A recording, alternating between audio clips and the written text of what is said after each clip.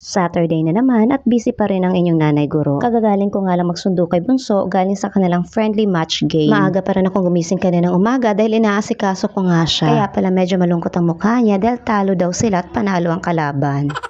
Saling ket-ket pa lang naman itong anak ko pero dinadala din sila tuwing may training at may tune-up game. Interesado nga siya sa sports na yan kaya sinusuportahan na lang namin. Maliyo-liyo pa nga ako sa init. Maigi na lang at hindi tumuloy ang ulan kaninang umaga dahil ang dami-dami ko nilalabhan. Ginrab ko nga lang itong video galing sa kanilang coach na si Ma'am Christy. Ibinida pa nga sa akin na may malapit daw na pool dyan sa kanilang pinaglalaruan. Mukhang may gusto siyang sabihin sa akin na hindi niya maituloy-tuloy.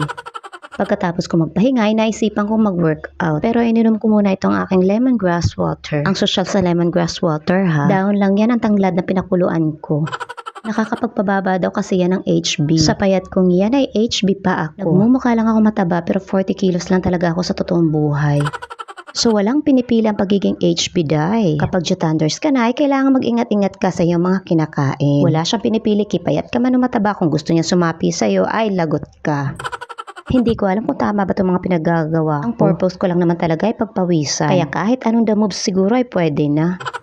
Gusto ko rin naman sana pumunta sa gym pero gagastos na naman ako. At bukod pa nga doon ay napakatamad ka talaga lumabas ng bahay. Bawing-bawi naman yung pagiging gala ko dati. Noong bago-bago lang ako dito sa Luzon, hindi mo ako mahagilap sa bahay. And that was 20 years ago. Nasulit ko talaga ang pagiging buhay single ko. O paano? Hanggang dito na lang muna.